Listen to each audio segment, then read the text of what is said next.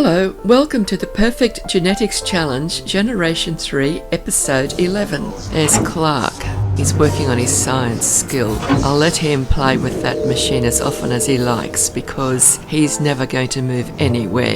He is the husband of the head of Generation 3 and he's the father of Generation 3. However, at the moment, there is another job that I have for him to do. He needs to deliver 10 excellent cheeses to the restaurant. So he's got to come into the garden here and harvest some cheese. And I just love those cauliflowers there in the bottom. They're so big.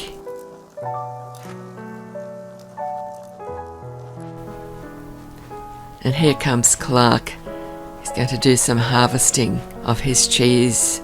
The thing is, the ones that he's just picked are not of excellent quality. They're of lower quality than that.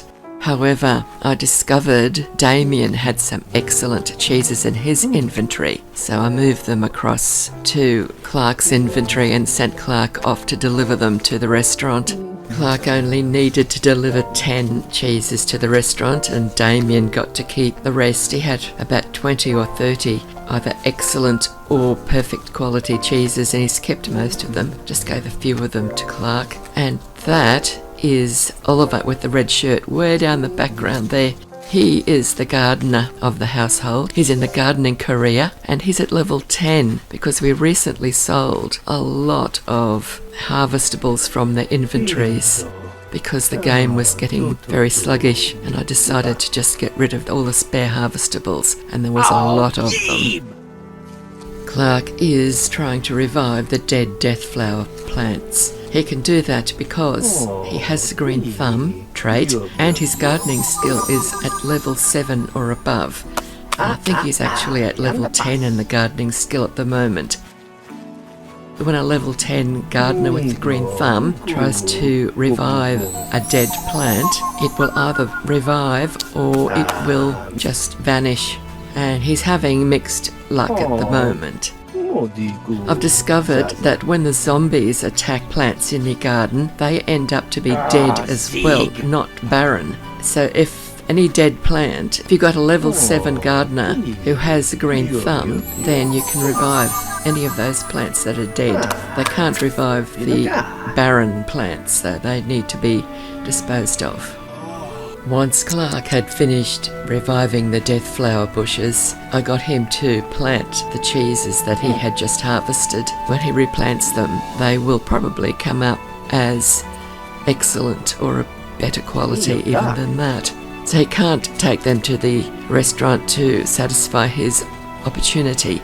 If he plants them and they grow, their quality will improve. These new cheese plants will more than likely produce excellent quality or better cheeses. But he didn't need them because we found some in Damien's inventory and he used them. But they'll be growing in case somebody else gets that same opportunity. Colleen is playing with her imaginary friend doll. She is Clark's third child. He and Donna have 4 now and the youngest is a baby and we're hoping he may be the heir. Colleen unfortunately inherited her grandfather Bill's hair colour, so she couldn't be the heir, but she is cute. Time for some toddler training. That's Poppy. She is Oliver's wife and she's going to teach their little son Phil to potty. Clark's come in to teach Colleen how to walk, but she won't cooperate. Not in this room anyway, there's not much space. I don't really know what her problem is because other toddlers have learned to walk in this room. But Phil's doing a good job learning to potty. Clark took Colleen into the next room and now she couldn't get away with refusing to learn to walk. And it won't be long before she has learned and she'll be running around the place getting into all sorts of mischief. Looks like Phil's decided to take a break from his potty training to play with his doll, but Poppy's decided that he's not going to get away with that and she's put him back on the potty. He will soon be able to do it all by himself. While he works on his potty skill, little Colleen has finished learning to walk, and now she's come in to start reading her toddler books. She's got 9 of them to read, and they will help her gain skills when she becomes a child. Little Phil has just completed the potty training. One more toddler skill done. Birthday party time. There's the cake in the birthday party room, and Oliver is carrying baby Peter. Peter is another child belonging to Donna and Clark, and he is their 4th baby in the hope of producing an heir, and that is Eunice. She is Donna's younger sister, and she's also inherited their father's hair, the same colour that Colleen has inherited. Their father is Bill, of course. Bill now lives across the road with the retired heads of generations 1 and 2. Looks like just about the whole household has turned up. The one on the left is Barry. He is their 1st child, and their 2nd, you can hardly, there she is there in the orange dress. Is their 2nd, and little Clara is hiding behind Connor. Connor is Damien's imaginary friend made real, and Damien is the one in the green shirt, and Poppy is standing just in front of Dianne, who is 2nd child of Clark and Donna. On the far right of the screen is Eunice's imaginary friend Patsy, and the one in the front there with the little cream and brown dress on is Susan. She is Barry's imaginary friend made real. And there goes Peter spinning into his toddler form. Will he be the heir? No, what a shame. He's blonde, just like his big brother Barry. Takes after his father. The heir has to have pink hair and pink eyes, just like their mother, and their grandmother, and their great-grandmother. And now it's cake eating time. And here's Donna sitting with Clara to eat little Peter's cake.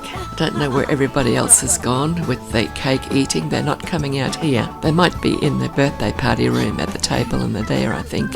And little Clara's parents are Oliver and Poppy. So it looks like there's going to have to be another new baby for Donna and Clark. At least one more anyhow. Now this is Dianne giving her imaginary friend the imaginary friend metamorphism potion to become real. She hasn't learned to make the potions yet, but her brother Barry had a spare one. He made 2, so he gave her one of his because he used the other one to make his doll real a while ago. And it's a little girl. So I'll take her into Create a Sim and give her a full makeover. I think I'll keep the hair style, but I'll probably give her the same hair colour as Dianne has. I think Dianne's hair is a mix of Donna's and Clark's hair colours.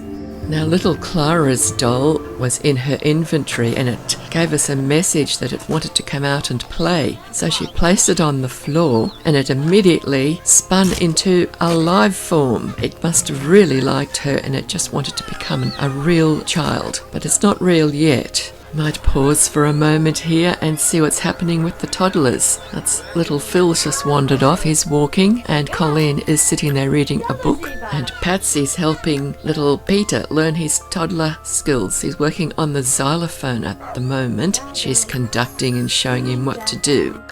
And here's Sally learning her cooking skill. She is the imaginary friend that we just saw drinking the potion. And here she is after her makeover. She's Dianne's imaginary friend made real.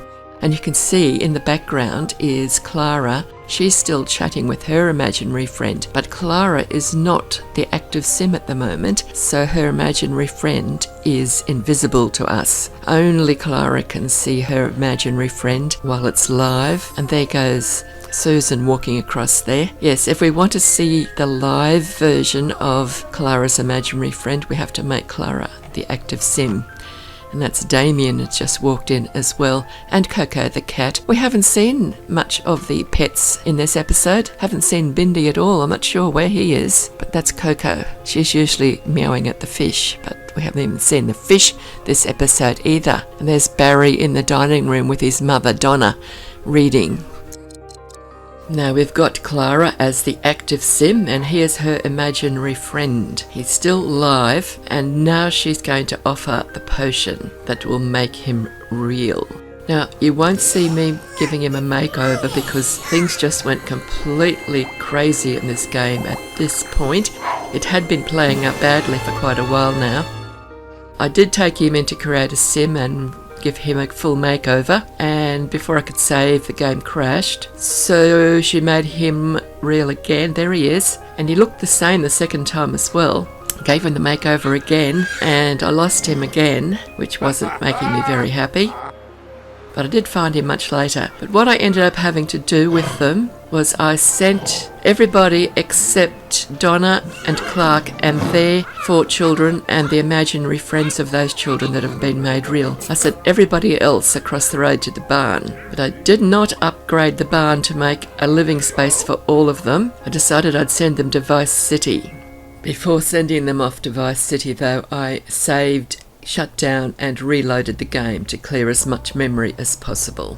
At some point I checked my hard drive that the game is saved on, and I discovered that it had no available space. It was in the red zone, which was undoubtedly causing a lot of my problems. So I moved all of the older games that I had in my saves folder to an external hard drive, and that freed up a massive amount of memory. So now I've got plenty of space on my drive that I have the game saved on. So I sent them off to Vice City, which took about an hour for them to travel there. Fixed up a house for them, moved them into it, and the game crashed. And I tried sending them there again, and I got another crash. Vice City obviously can't handle any more Sims. So I then spent the next couple of days setting up a new world. This world is empty. It's Alron Valley, and it's by Texan Sky. Alron Valley Empty has a lot of flat areas and slightly hilly as well in places, and there's a lot of empty lots already there and the space for you to add extras if you want to. And I'm going to spend a couple of days working on this. There's 2 dive lots ready for your mermaids to swim around in. There's a variety of lot sizes, and some of them are community lots and some are residential, and I've changed them around from what I wanted to put in different places, and I've added some new lots as well. But mostly what is there was suited to what I wanted to do. And that's it. Empty. I chose the empty version of the world. There are other versions of it, and it's available on the Sims 3 Exchange. Another thing I have done to the game since the last episode is set up a brand new Sims 3 folder, and I've spent several days installing all of my content. I did that because I've been missing content, and I thought I might as well get it into the game, and it's years since I last set up a new Sims 3 folder. So that's the end. I will see you in the next video, which will be all in this world. And as you can see, I will be gradually decorating the various lots. I think I've got all of the Sims in there now that I want. So thank you for watching. Bye bye for now, and I'll see you in the next episode. And happy simming!